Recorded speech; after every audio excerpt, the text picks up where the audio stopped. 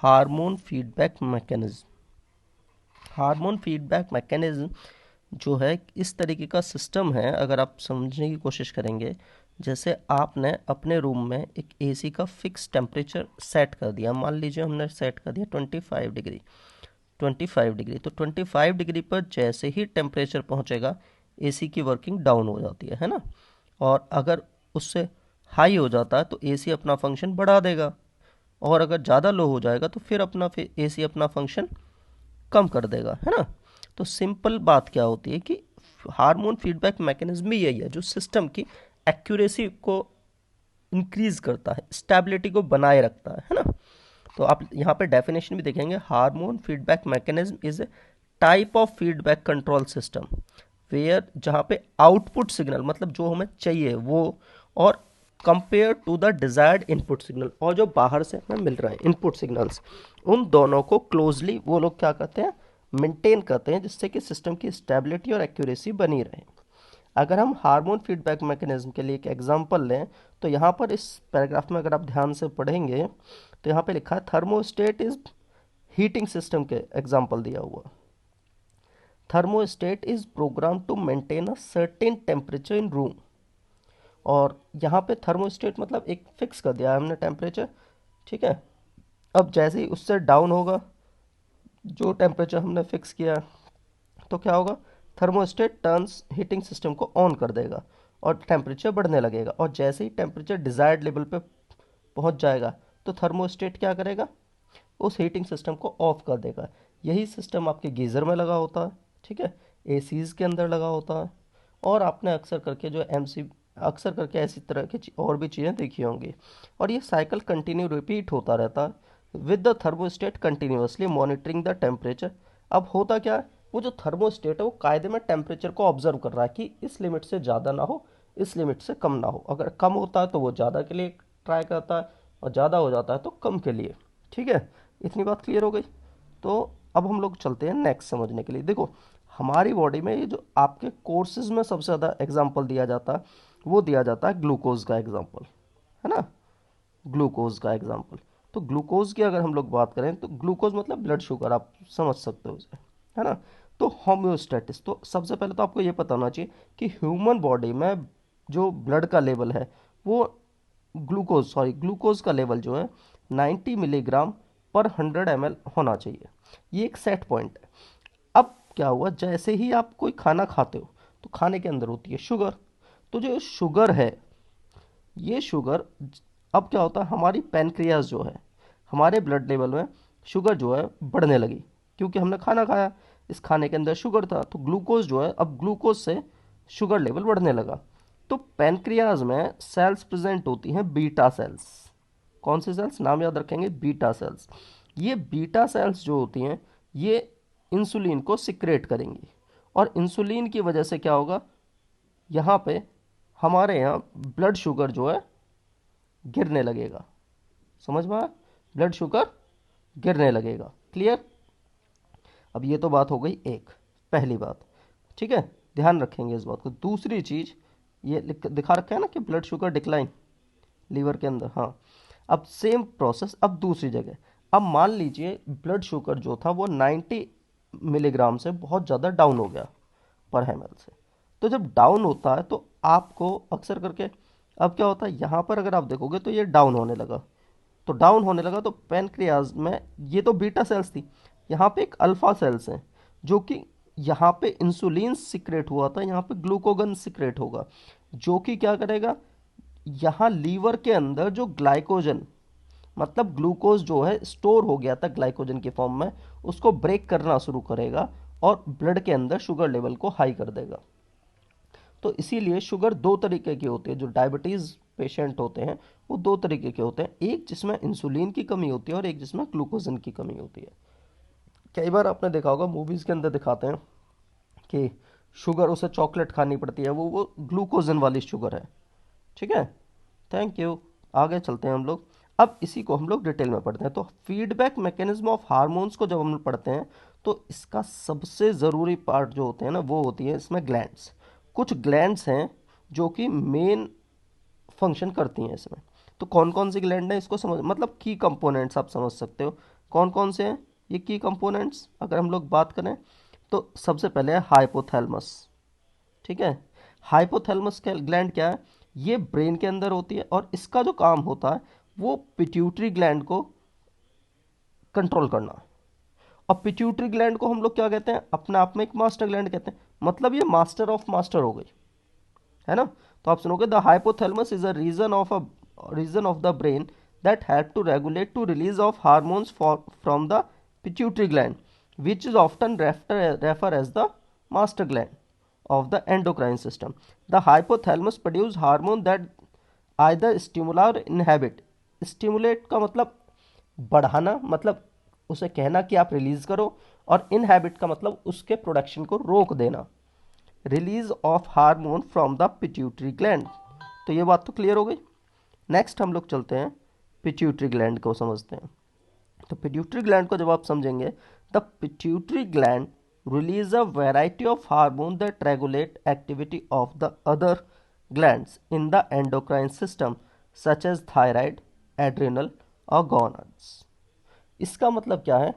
Pituitary gland, अभी आपने पीछे पढ़ा कि पिट्यूटरी ग्लैंड को मास्टर ग्लैंड भी कहते हैं। अब इसको आप ऐसे समझो, हाइपोथैलेमस कंट्रोल कर रही है पिट्यूटरी को, और पिट्यूटरी कंट्रोल कर रही है अदर ग्लैंड्स को। समझ में आ गई बात? तो पिट्यूटरी इन सब बाकी सारे ग्लैंड्स को पिट्यूटरी कंट्रोल कर रही है, और कंट्रोल करने का मतलब यहाँ पे उनके हार्मोन्स को स्टिमुलेट करना और इनहैबिट करना, ये कंट्रोल कर रही है।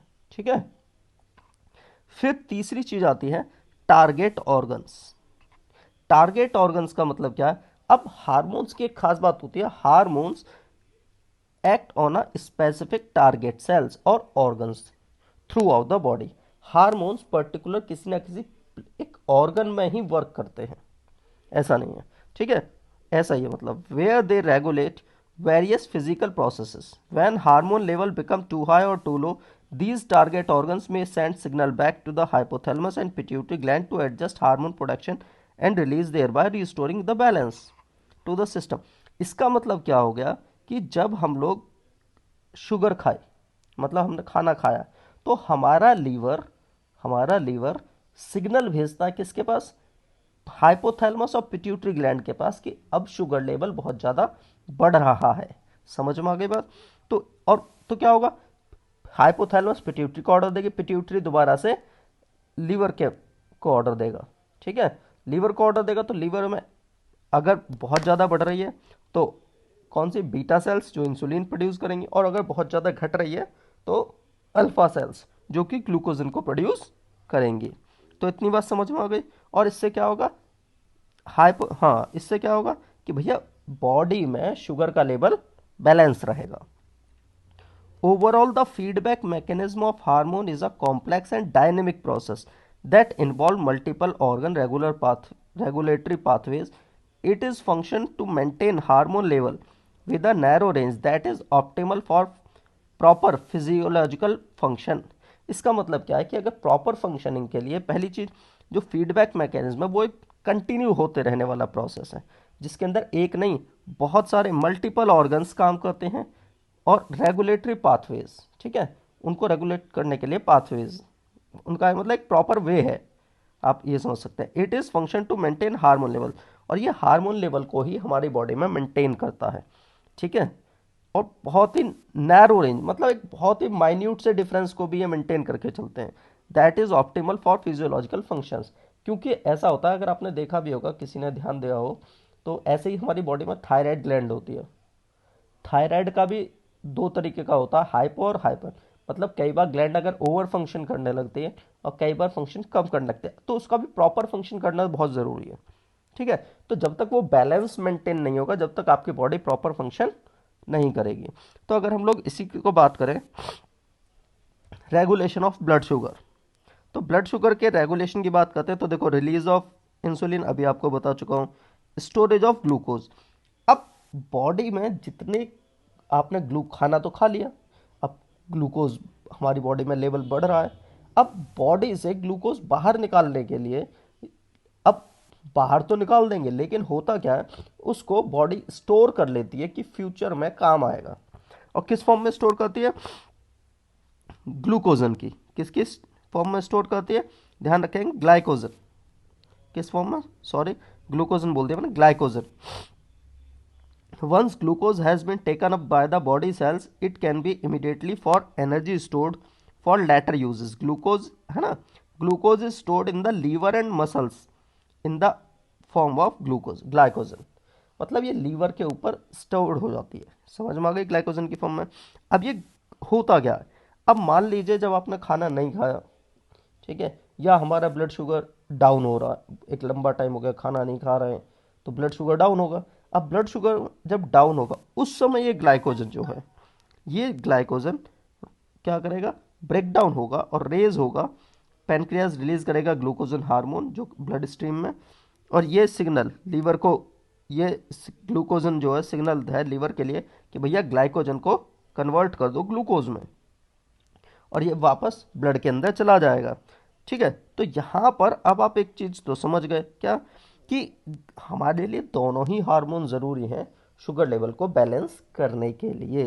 ध्यान रखेंगे, इंसुलिन, इंसुलिन जब काम आता है जब ब्लड शुगर हाई हो, और ग्लूकोजन, ग्लाइकोजन, हाँ ग्लूकोजन सॉरी, ग्लूकोजन जब काम आता है जब ब्लड शुगर डाउन हो। ठीक है, role of other hormones such as cortisol and growth hormone also play a role in blood sugar regulation. For example, cortisol can stimulate the liver release glucose into the bloodstream during time of stress. ये वाला point बड़ा important है कि normally आप insulin वगैरह को तो आपको पता ही होता है, लेकिन एक कॉर्टियोसोल भी एक ऐसा हार्मोन है जो कि देखिए कुछ बच्चे आपने देखा होगा स्ट्रेस में उन्हें भूख बहुत ज़्यादा लगती है ना, तो वो कार्टियोसोल हार्मोन की वजह से लगती है कि स्ट्रेस के टाइम पे हार्मोन एक्टिवेट हो जाता है और उनकी ब्लड शुगर गिरने लगती है, तो उन्हें भूख बहुत ज़्यादा लगेगी और वो खाएंगे बहुत ज़्यादा उस टाइम। ठीक है, हाँ, तो अब इसीलिए बात कर लेते हैं हम लोग, लास्ट आज का टॉपिक है नेगेटिव फीडबैक। तो नेगेटिव फीडबैक क्या है, तो नेगेटिव फीडबैक लूप को समझ लेते हैं। The regulation of blood sugar is negative feedback loop. इसका मतलब क्या है, हम लोग बढ़ने के बाद घटाने के लिए और घटाने के बाद बढ़ाने के लिए दोनों टाइम पे हम लोग काम कर रहे हैं, है ना।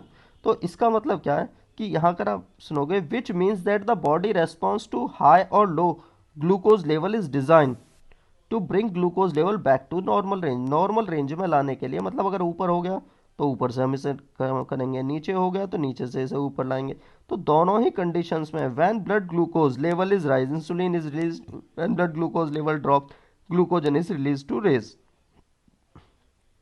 आप समझ में आ गया, आप कोई डाउट यहाँ पे कि इसे नेगेटिव फीडबैक लूप क्यों कह रहे हैं, क्योंकि जो हार्मोन का फंक्शन है हम उसका अपोजिट लेके चल रहे हैं, नेगेटिव।